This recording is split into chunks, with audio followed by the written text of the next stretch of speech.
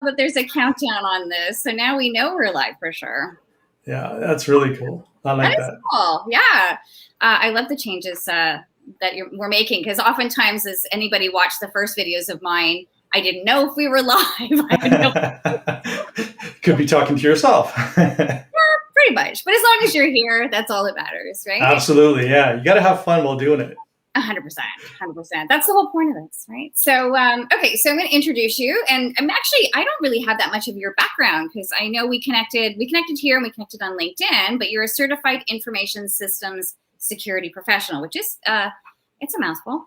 Yes, it is. CISSP is it's usually known as CISSP. It's a certification, like any other security type of certification. I've had it for, oh gosh, I bet you it's probably about 10 years now that I've had the CISSP. If you want to get into the security game, that's one of the certifications that a lot of HR managers look for, because it gives you a really broad overview of security as a whole in many different types of domains. Awesome. So Goody, hopefully I pronounced it right, Goody Cabral, has commented that we're live. So thankfully someone's acknowledged that we're live. Yeah. So I think I would assume for your clients, it's probably good for you to have that certification, and you're not just, just some random guy putting a shingle out to say, yeah, I can help you with your security. Absolutely. Yeah. There's a lot of different types of certifications out there, not just the CISSP. There's other ones that really focus on penetration testing, hacking, using the tools. Right. So it really depends on what your focus is. Right. But from a sheer management perspective and HR perspective, the CISSP seems to carry a lot of weight.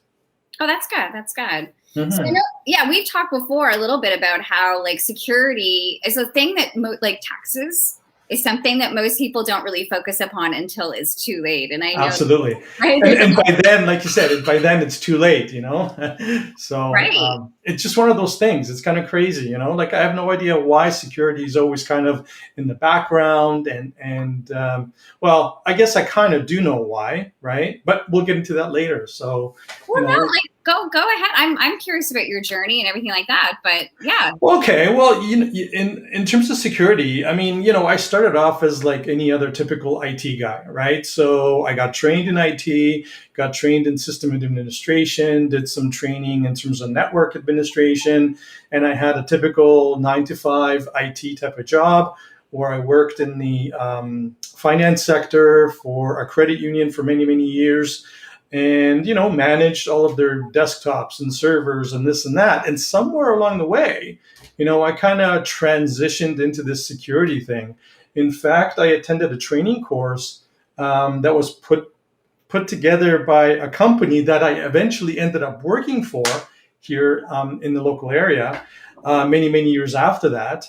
So it's kind of funny how things worked out in the end. But the training course that they offered was like a 4-day training course that kind of gave you a really nice intro into hacking and things like that, right? So I took that because at the time I was getting a promotion from, like a level 2 IT guy to like a supervisory position and whatnot, right?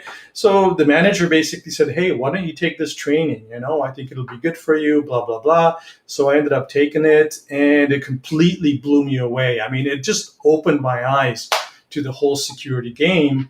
And then I remember, sitting in that class thinking to myself, boy, I would love to work in security. That would be just the awesomest thing ever, right? Mm-hmm. And then here I am, 10 years later. I've been in the security game for about 11 years now in total.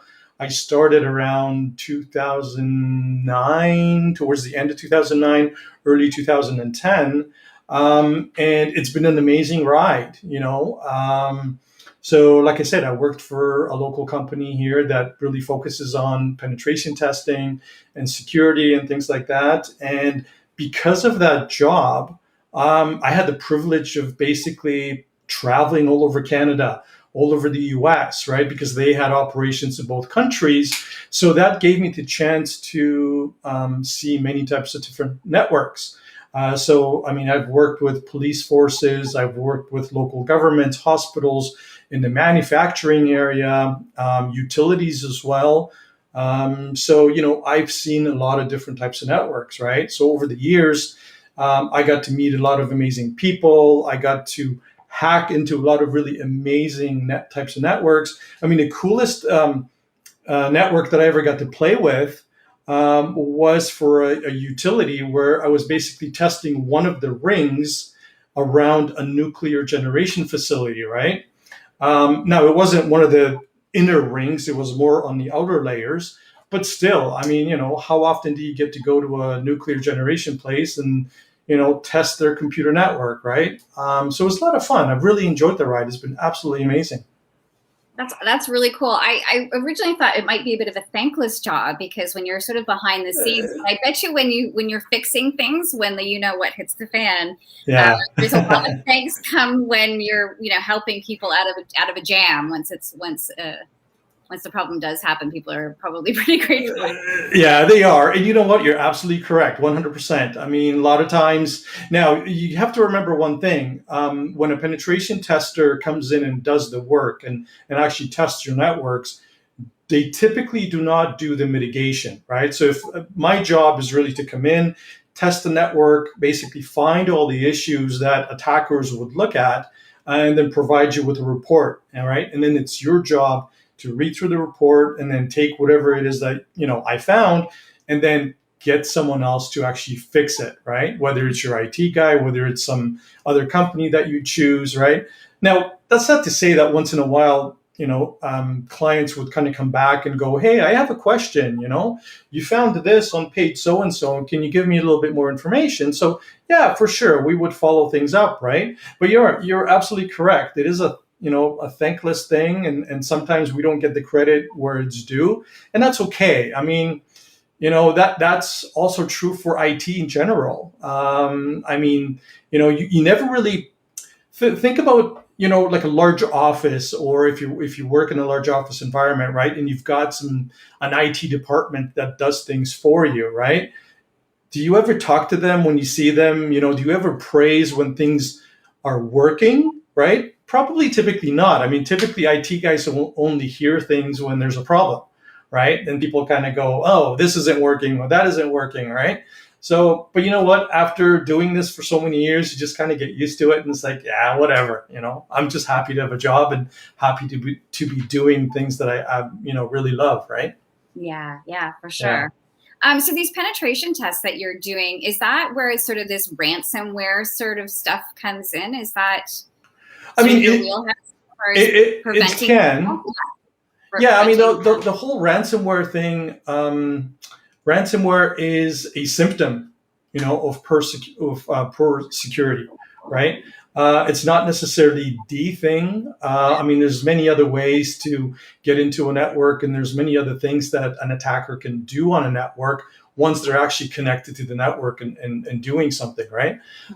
So ransomware by far is one of the biggest things that's always in the news. And that's because it's very expensive, right? Ransomware is super expensive, and it has become very expensive over the last, I don't know, 5 to 7 years, right? When ransomware first started being a thing, it was fairly normal for ransom requests to be in the hundreds of dollars, right? Now we're seeing tens and hundreds of thousands of dollars and even into the millions, right?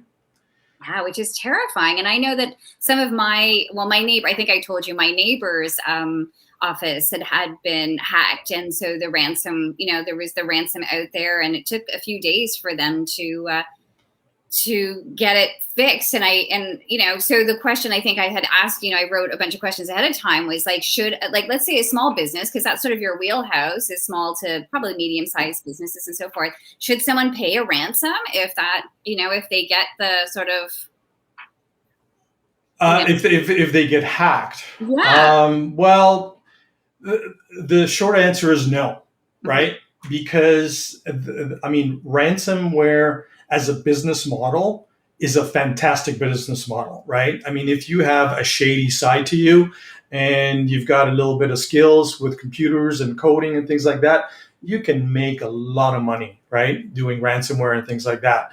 And the reason why ransomware works is because of people paying for ransom, right? If everyone like tomorrow just kind of decided, okay, we're not going to pay ransom anymore, right? Globally, then ransomware would basically go away, right? Because there would be no business model anymore. But because, it's a thing, things like the Colonial Pipeline, right? Have you heard about that? That was like a month ago, right? Where that pipeline on the eastern seaboard in the US, right?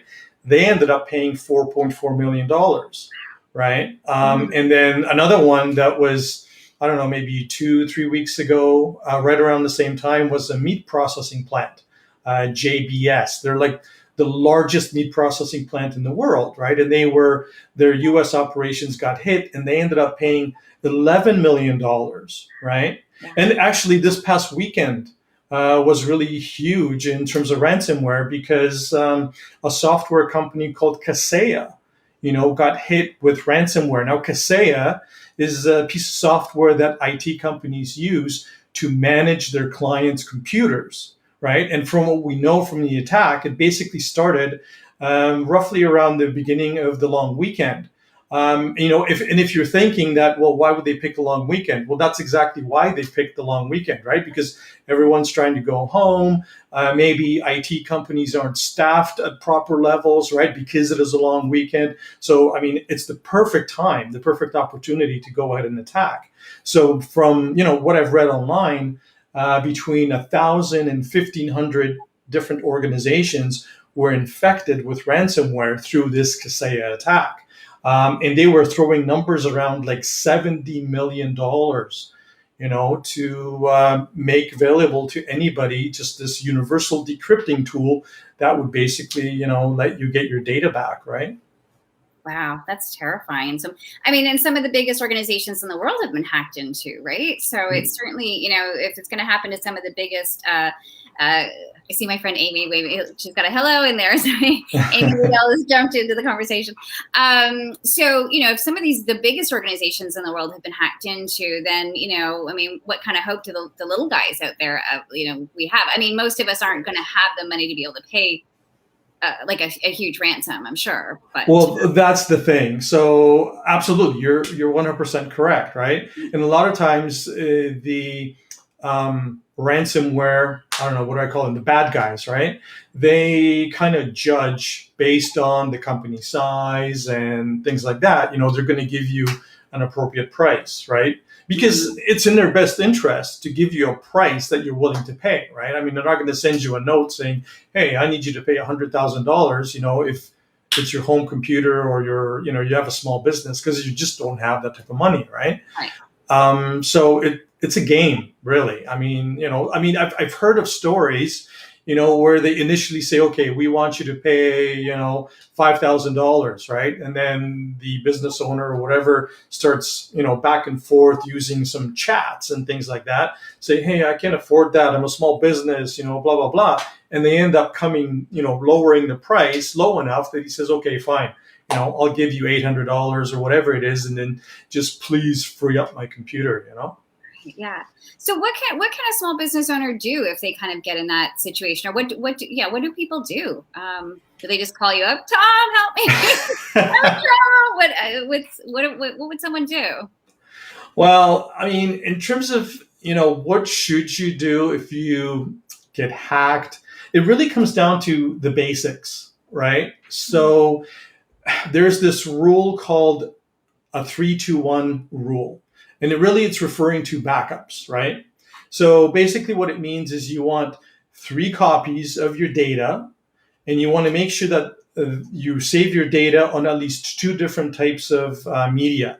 So whether it's one copy on a local hard drive, another copy on an external hard drive, or like a NAS that you might have connected to a network, and then so that's the 2, and then the 1 basically means that make sure you have at least 1 copy of your data up in the cloud somewhere, right? So that you're always covered. And it really comes down to the basics, not just about backups, right? And I can give you a really good example. A friend of mine runs an IT company, and he was telling me several months ago that he was helping a small business client that basically got hit with ransomware, right? And I don't know exactly how much they ended up paying, but they ended up paying a certain amount of money to get their data back. And the reason why he had to pay is because he had absolutely no backups, right? Now, he did have a disaster recovery site, which was in the Toronto area. But the problem was that as soon as the bad guys started encrypting his local servers, his local PCs, all those encrypted changes got synchronized in real time to his disaster recovery site in Toronto, right? And that was his backup, basically, right? But synchronization of data between two locations is not backup, right? Because you're just synchronizing the same copy. So in his case, he had absolutely nothing. So he had to pay. He was down for several weeks, before all the data got decrypted. So it was just a really, really bad, for this guy. And he was a small business, so can you imagine trying to run a small business and then all of a sudden all your systems are down? So your servers, not just your desktops, laptops, all of your data, all right, your customer management data. So, I mean, literally, you have nothing. You can't call your customers because all your stuff is in the customer management database. You've got, you can't even generate bills, or invoices and things like that because, again, all your systems are down, right? So it can be a huge challenge. So in terms of the basics, so it's not just about backups, but making sure that you cover off your basic security. So, making sure that your passwords, and I know that everyone is like super, they've heard this 1,000 times. Make sure you use a unique password. Make sure you create, a strong password and things like this, right? But there's this list of the top 25 worst passwords that basically has been published, I think, if I remember correctly, for the last 7 or 8 years. And the password of password 123 or the password of password has been on that top 25 list, for the last 7 or 8 years, as long as I can recall that list being a thing, right? So it seems that somewhere along the way, that message of not using those weak and crappy passwords, it's just not sinking into our heads, right? And then the other thing is that, juggling all these passwords, it's a problem. It's a huge problem. And not just for like me or you or a small business owner. I mean, even large corporations, that have really huge budgets and they can spend a ton of money on stuff, right? They don't provide proper tools to their employees so that they can, juggle these passwords and manage them properly. So in cases like that, what typically ends up happening is people will, and even employees, staff, they'll come up with their own unique little ways to try to manage all these passwords, right? So over the years, when I've been doing all these penetration tests, I kept basically seeing the same thing. It didn't really matter if you're a hospital, if you're in manufacturing, if you're local government, the police service, whatever, right? Same issues across the board. So typically what I ended up seeing were things like an Excel spreadsheet, where in that Excel spreadsheet, people will store all of their passwords. And what I found really interesting in many cases, is that the passwords were not only business related, but they were also personal related, right? So, I mean, I've come across passwords and logins for Netflix, for Google accounts like Gmail and so on, for Apple accounts, all these things, and pretty much any other website that people would typically use, whether it's like, the Wall Street Journal or anything you can think of, right? And then that information is stored unprotected in these Excel spreadsheets right on the network. And then attackers typically go for these things, right? I can't tell you, I can tell you, and I'm going to tell you, how often I use that information to elevate my level of access in this network because someone stored that password in a Word document or an Excel spreadsheet that I ended up having access to, right? In fact, I have a really cool example a number of years ago, I was testing a utility in the US, and I happened to get credentials for a person that just happened to work in the accounting department. And this person, I ended up checking her profile, that her network file share, and she had an Excel spreadsheet saved in that network file share.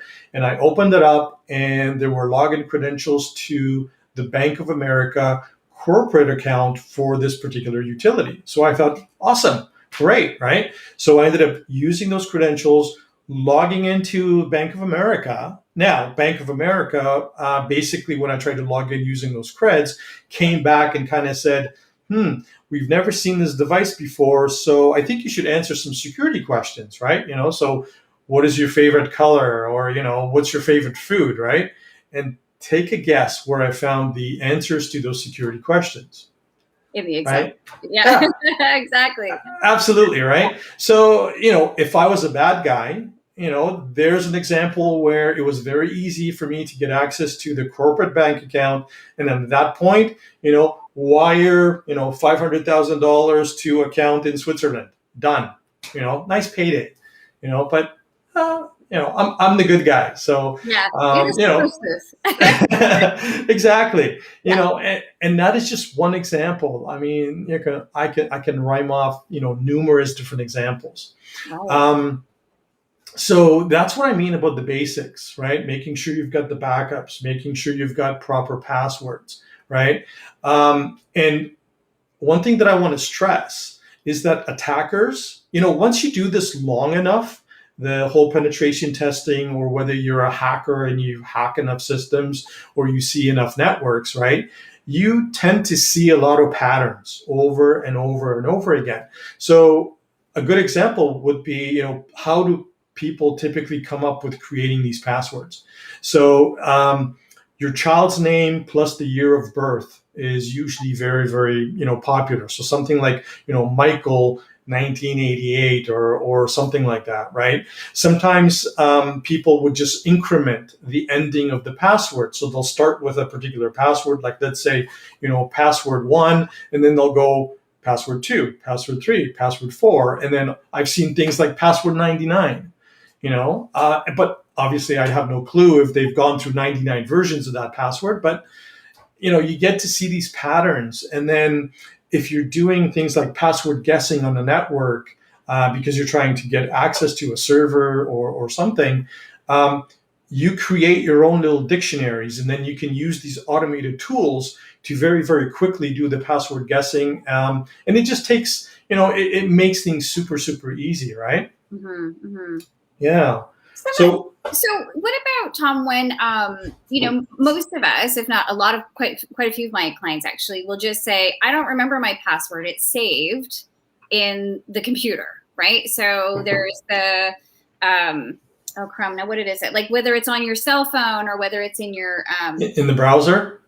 Yeah, in the browser, I suppose is probably the right place. Or I know I have a Mac, so it's the, keychain. The keychain. Yeah, that's the one. Yeah. So is that an okay place for people to store their passwords? Well, so that question has many different answers. Okay. Why don't we start with the browsers? Yeah. First of all, the way browsers save the passwords for your websites is very insecure. So my suggestion to anyone listening out there or viewing this later time is never, ever, ever save your password into your browser. And I'll give you a couple of reasons why. First of all, well, I already said, it's very insecure the way they save. So whether it's Chrome, whether it's Firefox, whether it's Microsoft Edge, whether it's Internet Explorer, if you're still using that browser, they all do a really crappy job in saving that password and making sure that it's securely saved, right? In fact, there are tools out there that attackers can use. So once they get access to your system, all they really have to do is, a couple of clicks or a couple of presses on the keyboard, and their tool will basically extract any of those passwords that you've saved in the browser from the browser. And they can do all of them. So if you have Chrome installed, if you have Firefox installed, it'll basically just boom, boom, boom, go through all the browsers and pull that information out. Now, to their credit, Google has made some changes and they've basically made some announcements that they're going to improve the way that they save, passwords into the browser. But again, I'm not, I haven't done too much reading on that, so I can't really comment too much. But from my experience, that is not the way to go. So instead, what my suggestion would be is to use a password manager. And a password manager is basically just a third-party piece of software, that you would install on your phone, on your iPad, your Android phone, even your Mac, like Mac OS and whatnot, right? And it's just like any other application, but basically it plugs into your browser. So, like personally myself, I've been using a password manager for at least 7, 8 years, maybe even 10 years now, right? And there's a bunch of different ones. So the one that I use personally is called 1Password. The reason why I like using 1Password is because one, it's from a Canadian company, and I always like to support Canadian companies when I can, right? Secondly, they've won a lot of really cool awards, both from Apple and other companies for really nice design, really easy to use. And I've read some of their white papers, on how they do the actual encryption, how they store your password, how they protect it. So I basically like what I see, right? So 1Password is one of the options. There's another company that you may have heard of called Lastpass. That's more of a cloud-based service. That one I think is from the U.S. if I'm not 100%, but I'm not 100% sure. I've used that maybe 12 years ago. It's good. It's one of the better ones, I would say, right? But the thing that I would note with things like LastPass is because it's cloud-based and LastPass has been hacked in the past a number of times, I would enforce two-factor authentication. In fact, that is my all-time suggestion to anybody. Anytime a website of or any service that you use, whether it's Apple, whether it's Google, whether it's Facebook, what have you, right? If two-factor authentication is available, I should say, my suggestion is to always enable it, right? And then you can use your phone with something like Google Authenticator to generate that second authentication thing, or maybe you can have a text message sent to your phone. Although that these days it's a little bit frowned upon because you can spoof mobile numbers and things like that. So sometimes hackers, if they have control over your mobile phone, they can intercept those text messages, right? So using something like Google Authenticator or Microsoft's Authenticator is a much better option for the two-factor type stuff, right? And there's a third password manager called Keypass. Now, Keypass is a free one. It's not as slick in the way it works, but it still plugs into your browser. So basically, the way these password managers work is as soon as you go to a particular website, and if you happen to have a credential, like a username and password stored in the browser for that, or stored in the Keypass or 1Password, the password manager for that website, it'll basically just ask you for like a master password. And that's how you protect these applications, right? You have like this master password on your phone. You would basically use your thumb, right? Or like face recognition or whatever, right? And then it grabs those credentials and it pre-populates the username field and it pre-populates the password field in the browser for you. And then all you do is you click sign in, right? And that information is transferred securely between the little plugin and the actual website. And then the cool thing about these things is that password, because sometimes your operating system will store the password in memory when it's being grabbed from the application and input into the browser, it'll basically disappear from memory within like 60 seconds and so on. So basically, these password managers will clear that password out from memory so that if your computer gets hacked or attacked or whatever, it's not possible for the attacker to grab that information from memory, which is one of the techniques that I use sometimes to get credentials and things like that. So password managers are fantastic. Do you use a password manager?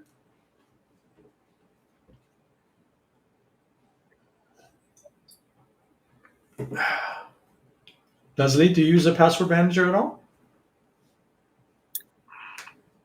Are we are we having an audio issue? My computer completely went like Oh, okay. if connectivity issue, I think. Oh, okay. Last question. So that's another thing. That's a whole other I'm sure altogether. So in fact, like the issue with connectivity. So I was just sort of sitting there going like, meanwhile inside I'm dying, right? It's not my computer. The thing, and it's the irony that I should be talking to you when all this goes down. It seems to invariably happen. So your question was, do I use a password? Is that manager. what did you have a question? Yeah, password manager. Yeah. Right.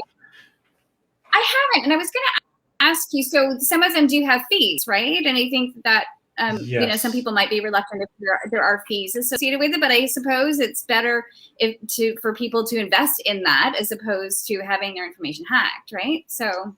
Oh, I haven't done it yet. I'm looking into it, Tom, because not only for me, like remembering my passwords, which I'm pretty good at remembering them. Admittedly, I'm probably one of those people that relies a little too much on having it memorized in like my browser or wherever it is. But also like, my mom's always like, what's my password? Like she's like, write it down. So, it's funny. I think we're all definitely guilty of it. And I think that those kinds of, those tools would be really, really helpful to keep those passwords sort of at our fingertips for sure. Yeah, no, absolutely. LastPass, I think, has a yearly subscription. I don't know exactly how much it costs. 1Password is a monthly subscription as well. Although they used to offer like a one-time purchase type thing, and that's what I use. I don't use their cloud service for 1Password. I actually paid a little bit extra and have their application running on all of my devices. And the nice thing with 1Password is, like I said, I can use it on all my devices. And it does a really good job. I've been very happy with it. Like personally myself, I think I have close to 900 entries in my 1Password database, with basically a unique password for every single thing, right? And the nice thing about using password managers is none of my passwords are the same. Every single password is completely different, and every password is uniquely generated, right? So that I don't have to worry. If website A gets hacked and I get an email notification from them saying, hey, you have to go in and you have to change your password, right? I don't have to worry about that password now being out in the open, or some hacking group now has my password, because it's just a random string of letters, numbers, whatever. Right. And I make that string super long. So sometimes it's like 13 characters, sometimes it's 16, sometimes it's longer. And you know what? I really don't care how long it is, right? Because like I said, it's this automated tool that's doing this for me. So I don't know any of the passwords for any of the services. All I know is my master password, which is like super, super long. And that is what I use to get into my 1Password database. And then, of course, with the thumb or the face recognition on the phone, you've got that additional layer of security and so on, right? So for me, it works, right? But I guess you just have to kind of decide, is this something that you want to invest in? And I always, suggest it to everybody, because I definitely do think it's a good thing, because everyone reuses passwords. I talk to a lot of people, and they may have like, say, 5 or 6 or 7 different types of passwords in different degrees of complexity, right? So for their banking password, they're going to use the most complex. For something that they don't really care about, they'll have this password that's fairly weak and they'll just go ahead and use it. Or in other cases, they might have a little notebook. Like my parents, for example, my dad, right next to his computer, he's got this little notebook, and all of his passwords, are written down on pieces of paper, and they're very, very simple passwords, super easy to guess and things like that. So I highly guarantee, I would suggest using a password manager.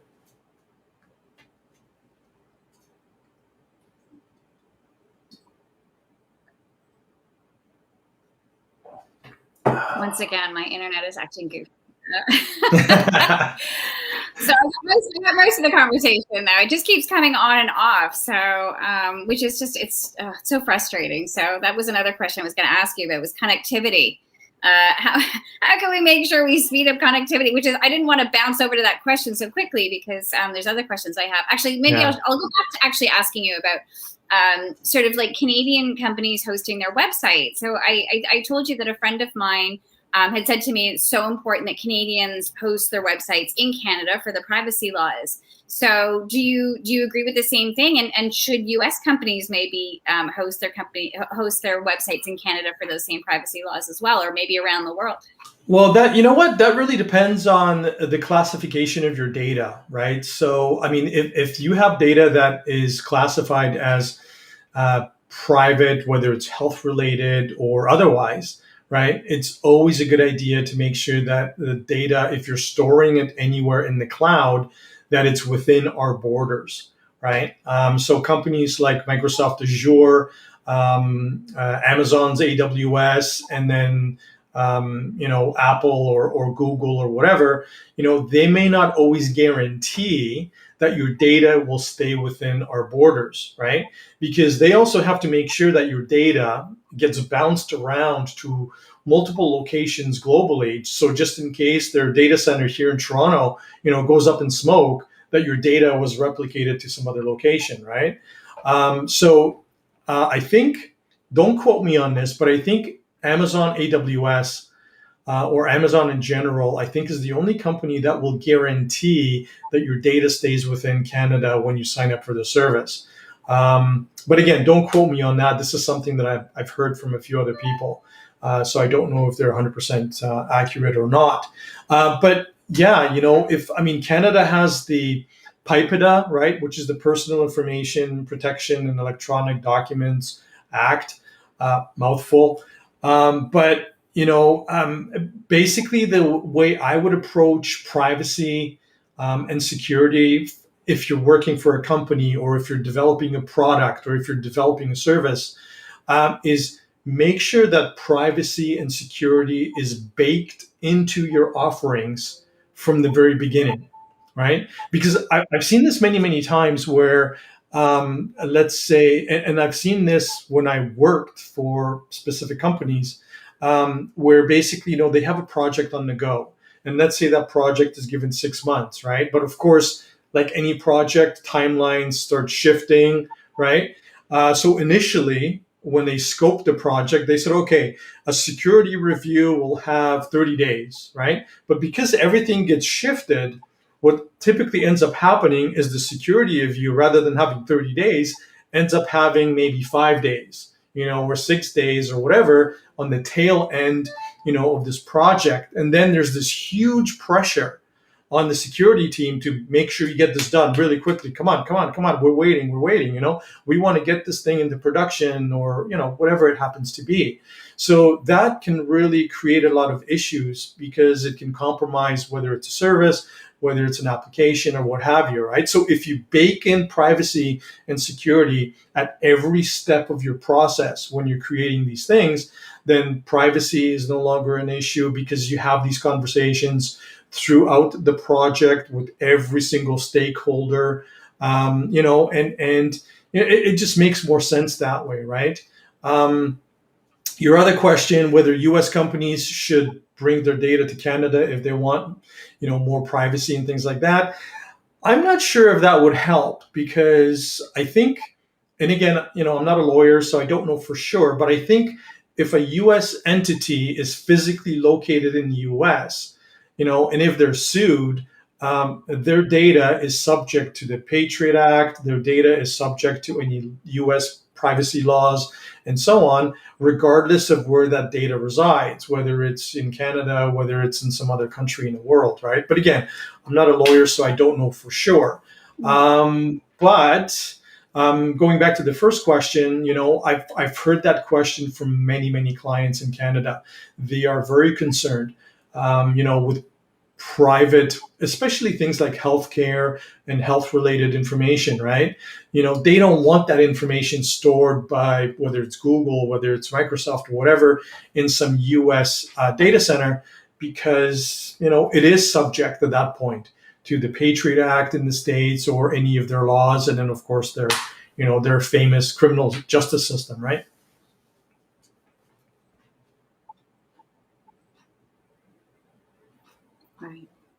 Yeah. So I don't know if you can see, I'm still having it keeps coming in and out. So glad that you're not having problems. Yeah. So I guess we're going to pivot to that discussion since I'm having these issues. Do I need a new router, Tom?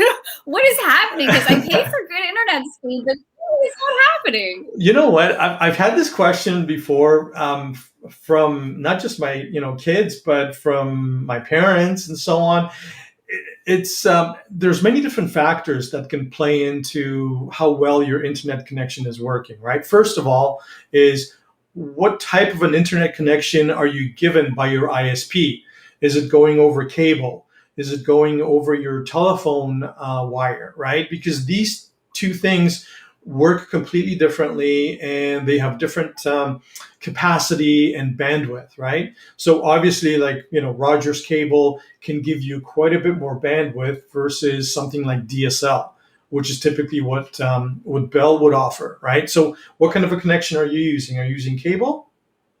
I believe so. Here's the thing, like this is where all you're like the puppet master behind the scenes. I'm like, I don't know. We registered with Tech Savvy, which I believe is a redistributor of Rogers, I think. So yes. Yeah, well, so I'm paying for good Okay. internet, but And what's your if you don't mind me asking, what's your speed? What speed are you supposed to have? I think it's up in the 70s. 70s. Okay. Okay. Yeah. So we paid for a pretty good significant amount. It's I have a gamer in the house, so and we're all streaming. We don't have live television, so we're all streaming here, and with the gamer in the house, of course, anybody else who has a teenage kid, you just hear this like, "Come on!" I'm like, the internet isn't working. Like you have to pay for it. So to keep them happy, I tried to pay for one of the upper. I mean, we're not running a business. I mean, other than me, we're not sort of running a big business here, so I didn't figure I had to pay for anything more than that. But I don't know. Maybe I do. But I'm not getting that when I look at the speed. Before we clicked online today, I looked on the speed and I was getting like 20, 30, and I was like, yeah, I'm paying for 70. Why am I only getting 20 or 30? Well, that may also depend on your neighborhood, right? So are you in an older neighborhood? Are you in a newer neighborhood? Yeah, I think it's a 30-year-old neighborhood. We're surrounded. Does it matter if we're surrounded by trees and things like that by the weather? If the weather is terrible, does that matter? It depends. Sometimes if it rains too much and the cabling gets flooded, Bell is very susceptible to this. But then I've heard from I have some friends that use Rogers, and whenever like there's heavy rain and things get flooded, then their internet connection suffers through Rogers as well, right? So environment can have an impact, but basically being in an older neighborhood can have the most significant impact. So for example, Bell's DSL service, right? It goes over the telephone wire. And the way DSL works is in every single neighborhood, Bell would have kind of like this, they call it a D-slam. And basically it's just a bunch of equipment that they have in every single neighborhood. And the distance from that D-slam to your house will dictate how fast, what kind of a speed you get. The further away you are from that Bell location in your neighborhood, right, the slower the DSL connection gets. Plus there's overhead and things like that. If the wiring in your house is old, that can definitely impact your internet speed, right? So even though you might say, okay, I'm paying for 50 or I'm paying for 60, you might not get that much just because of the wiring, because of environmental factors, just because of the location of your house from the DSL D-slam. And the other thing that can have impact on your internet connection, I'm assuming you're wireless probably. Are you staying in the basement? Yes, I am. Yeah. Okay. So that could also be, and I see a brick wall behind you, right? So that can also have an impact where the wireless signal can't penetrate far enough, right? And if you're in the basement, so wireless signal is a funny thing. And how old is your router? I have no idea. Well, we changed over to Tech Savvy at least a couple of years ago, and I think that's the modem. See, I don't even know these things. So the router itself, I think, is a couple of years old. I mean, I think at the time I bought a $200 or $300 version, but now I'm thinking, do I need a gaming modem? Will that help? Well, it may help. So there's two things that you could do. You could look at getting a gaming router, right? Typically, it has more antennas on it, and it does things a little bit differently in terms of, so half of the antennas will send the signal, the other half of the antennas will receive the signal, right?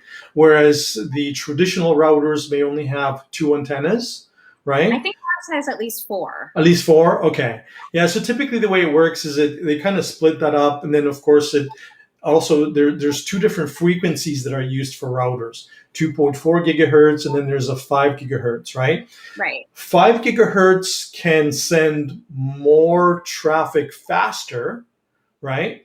But over a shorter length of distance, right? Okay. Whereas the 2.4 gigahertz isn't as fast, but it's got a much longer in terms of length, right? How far it can send the signal. So the location of the router in your home, if it's upstairs on the 3rd floor and you're in the basement, you might find that you get a really weak signal, right? Bricks and things like that, if there's any steel, maybe you're in an office tower or something like that, and there's steel that can absorb some of the signal or bounce it off, and it can create some issues. So what we're seeing now in the market is this thing called a mesh network, right? Where basically you've got like 3 or 4 devices which are working together as one.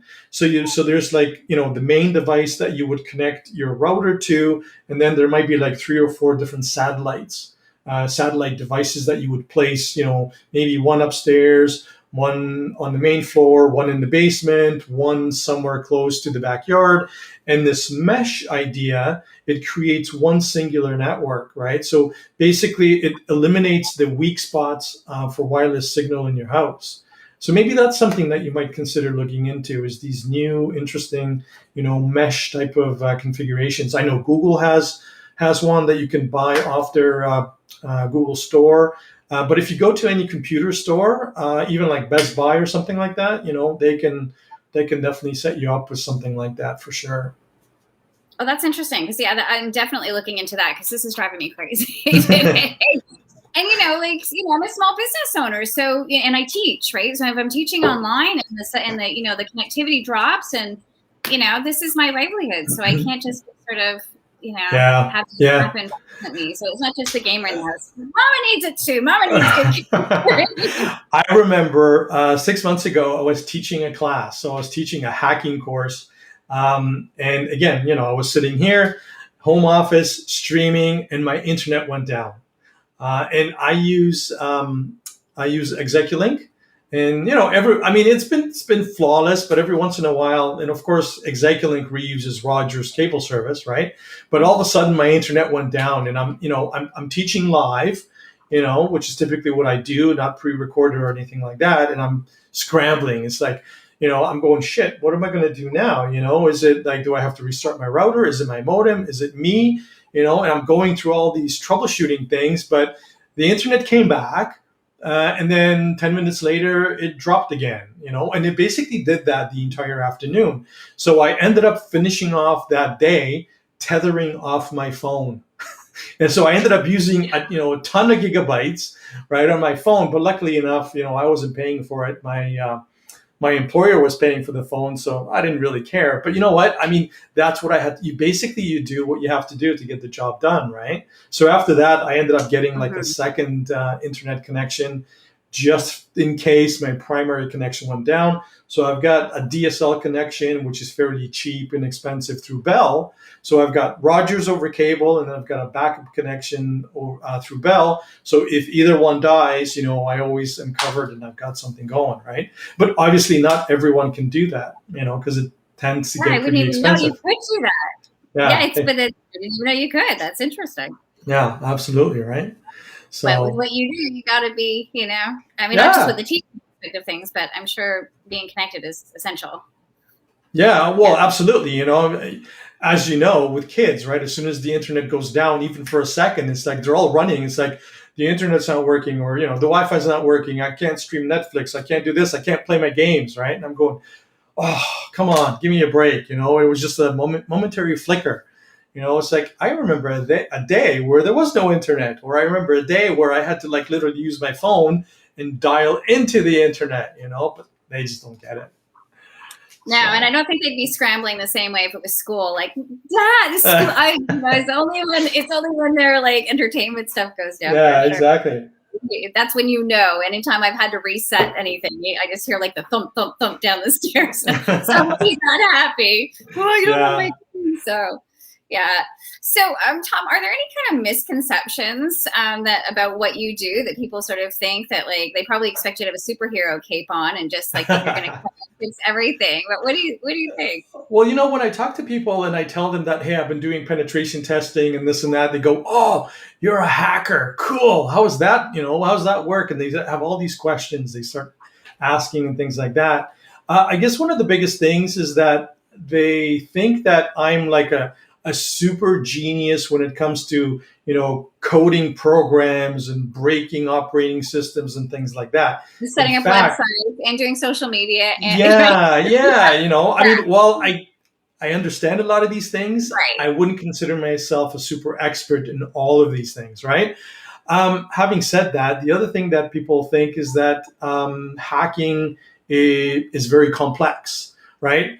And that's just not the case. I mean, yes, there are certain specific hacks and certain attacks that can be very complex in nature that, basically need the universe to align a certain way for something to work. But a lot of times it's the easy stuff, right? So when I do penetration testing for companies and I try to break into their networks, it's typically the easy passwords that get me the access that I need, at least the initial access that I need onto the network. Right? Where I can password guess someone's password, then I impersonate that person, and then, the thing just kind of continues from there. The other part of that is missing patches. So, how Windows, every once in a while, it just kind of complains and says, "Oh, there is a new, Windows patch that you need to install." And then some people go, "No, I'm not going to bother installing the patch," or "I don't have time," or "I really don't care," right? So those missing patches can make a huge difference. And sometimes there are specific tools that attackers and penetration testers have access to that can literally exploit these missing patches. So, like I said, hacking can be very easy. Penetration testing be very easy. And then the other thing is that people think is that that's all I do. I do the actual hacking all the time. Mm-hmm. And that's just not the case because, if I do a project for a company and let's say the engagement is like 4 or 5 days in length, the hacking part is only about 25%. The other 75% is sitting in front of my computer writing a report, right? No one likes writing reports. I certainly don't. I don't enjoy writing reports, but it's one of those necessary evils because that's the value add at the end of the day, right? I have to write the report, and that report I specify, here's what I found, here's how you fix it, and that is what the client uses to improve their thing. So if you want to be a hacker, if you want to be, get into penetration testing or security, you really have to like writing reports because 75% of the time, that's exactly what you're doing is just writing those reports. Yeah, I think that's pretty common with a lot of jobs. I grew up with a lot of police. A lot of their job is spent writing reports too. You think they're out there they do, right? Getting the bad guys. Yeah. It's a lot of report writing, and so that definitely goes on behind the scenes for sure.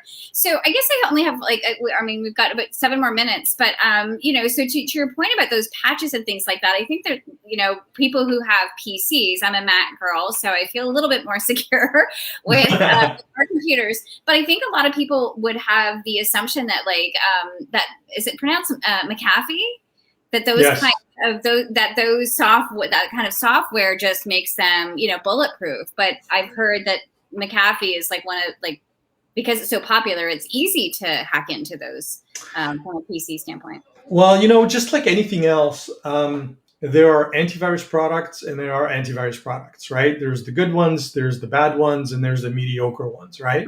Mm-hmm. So the one thing that I want to stress is just because you have antivirus on your computer does not make you 100% safe, Okay. Antivirus as protection is a reactive technology. It's always behind the curve. So a good example, this past weekend, on Friday, there was a huge attack that I mentioned already, Kaseya, right? Antivirus was of no help in those cases, right? And that's because the hack software that they ended up using, the little agent that they ended up pushing, to all those 1,000 or 1,500 organizations, antivirus programs have never seen that before. It's brand spanking new, right? So a lot of times, AV products will look at not only a signature of something that you're trying to run or execute, but they'll also look at behavior. So in other words, if you run a program on a PC, what is it that it's doing? Is it writing to the hard drive? Is it accessing memory? Is it accessing something, within the operating system, right? And then based on the behavior of that application or whatever you're running, it'll make a determination. Well, this is good. This is bad. I should block it. I should allow it, right? And some of them do a better job. Some of them do a really bad job. So McAfee, like you mentioned, unfortunately, from my experience, it's not a good one. Okay.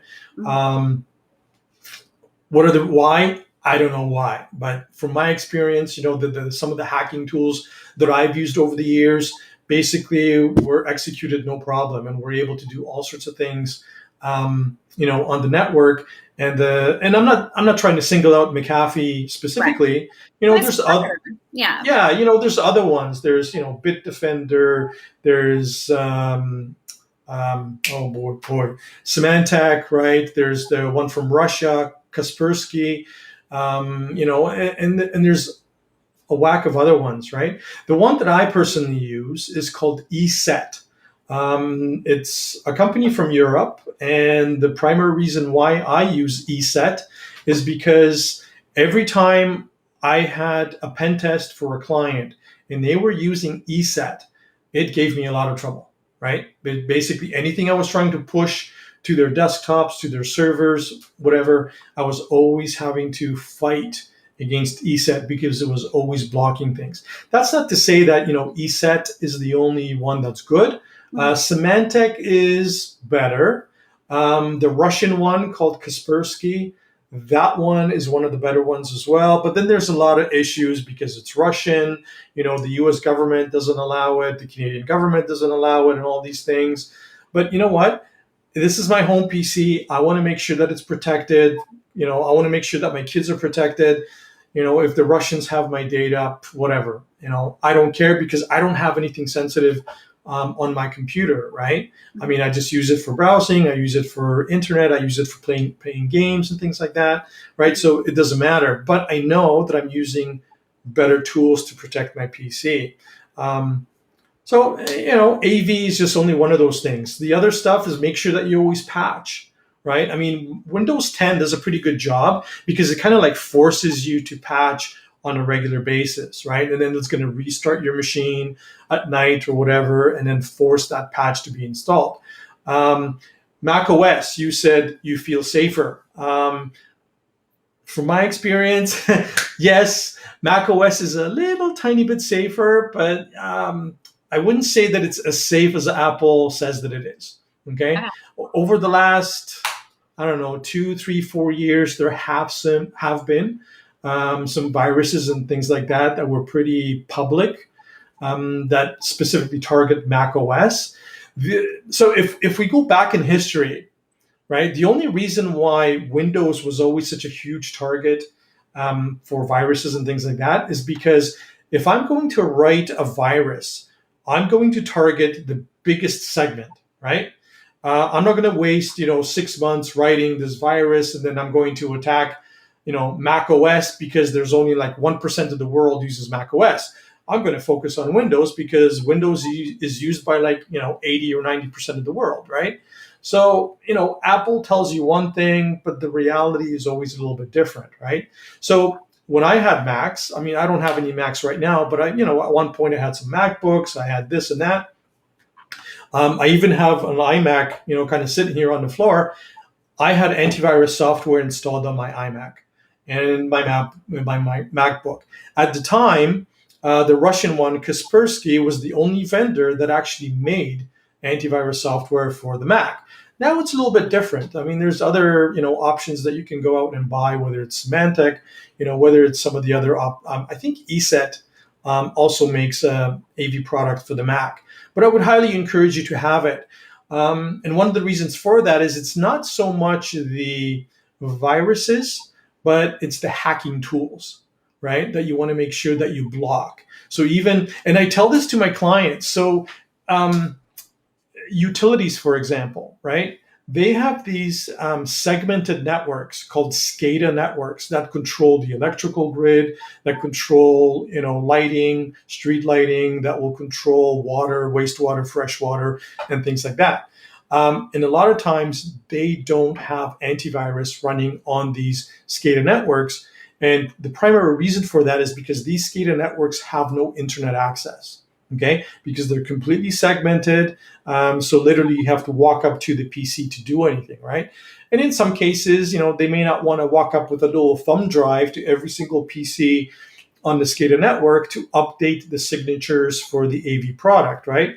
But then I always told my clients, well, listen, it's not just the AV, it's not just the virus signatures that you want to worry about. It's once an attacker is on there, they can execute hacking tools. Right? And if a hacking tool is available on the internet, then antivirus vendors will have that tool in their database so that if someone tries to execute that hacking tool on your computer, even if you don't update your AV signatures on a regular basis, then that AV will stop it, right? Will stop the hacking tool from executing. So on your Mac, I would highly encourage you to get something. Okay, I'll definitely look into that. Definitely. Awesome. It looks like we're out of time. So do you have any last sort of parting words for anybody that's watching? Any sort of last thoughts? I think, you know what? I want you to remember that it only takes one weak password or one missing patch or one person in an organization for the entire network to get hacked. Right? And that's a very powerful statement. And I've seen it time and time and time again, where companies spend a lot of money trying to get things, secure and this and that, but it only takes that one person, that one click, of a website or whatever, right? That can get you compromised. Ransomware is not going away anytime soon because it's a good money-making scheme for these bad guys. So, you have to make sure you got your backups, make sure you've got, all those things that we talked about, right? And the last thing that I want to say is give your IT guy a hug the next time you see them, because the hard work that they do. I don't know many IT guys, Tom, that are huggers. Well, you're absolutely right, but yeah, you're right. We're not huggers, but maybe a virtual hug. Maybe a virtual hug, just say, hey, good job, Mr. IT guy. I like the job that you're doing, because a lot of times we just hear it when things go, sideways. But when things are running, we don't hear a thing, right? And then take security, privacy seriously, because it's only going to get worse, right? There's a lot of changes in the industry, in the insurance industry. I predict that it's going to get very expensive for you to get cyber insurance down the road. Because it's a money-losing scheme right now from the information that I have. Basically, what I've read and heard is that for every dollar a Canadian insurance company takes in premiums, they pay out $4 in claims. So, that's not the way they make money, right? So it's going to get expensive. It's going to get really hard for companies to qualify for cyber insurance down the road, right? And if ransomware keeps going and it gets more and more expensive, so make sure you take security and privacy, seriously, because it is important. It shouldn't be an afterthought. Right. Yeah. Yeah. And it's a whole other subject altogether of that people, from the social media standpoint and what data is being gathered from us. It's a whole subject, and we don't want to go down that rabbit hole right now. No, absolutely. It's just interesting to me that people don't really mind, because they're like, well, what have I got to, I don't care. But anyway, that's a whole other subject altogether. Yeah. So Anyway, so how can people reach you, Tom, if they're looking to, work with you? How can they reach you? Well, I have a LinkedIn profile, so they can reach me through LinkedIn, whether through messaging or whatnot. And then also, you have my email address and whatnot, so they can reach out to you directly. And then you can just forward any contact information, their information to me, and I'd be more than happy to help anybody. My focus right now is small business. I'm not looking to work with giant corporations, although, if one comes calling, not a problem. But my focus is small business because I think that's where a lot of the gap currently exists with respect to security is small and micro businesses. Yeah. Well, it sounds like I've got a lot of catching up to do, Tom. Clearly from the connection standpoint, because it's gone down like how many 5-6 times. I'm sitting here trying to patiently wait it through. So I'm gonna have to rewatch some of the stuff that you told me because I didn't hear it the first time. So I appreciate all your insights, and it sounds like I have a lot of work to do in order to get up to speed. Yeah, no worries. I mean, if you have any follow-up questions, I'm always happy to talk to anybody. So if you need anything, just reach out and, I'll be there and do what I can. Awesome. Terrific. All right. Well, thank you so much. And, all right. Okay. Well, and if anybody has any comments, as I said, share them on the blog or whichever channel that you're watching it on. And of course, as Tom mentioned, you can connect with him on LinkedIn. So again, thanks again, Tom. And I know You're welcome. Okay. It was fun. I liked it. It's a lot of fun. Yeah. Okay. We'll talk to you soon. Yeah. See you next time. Okay. Bye.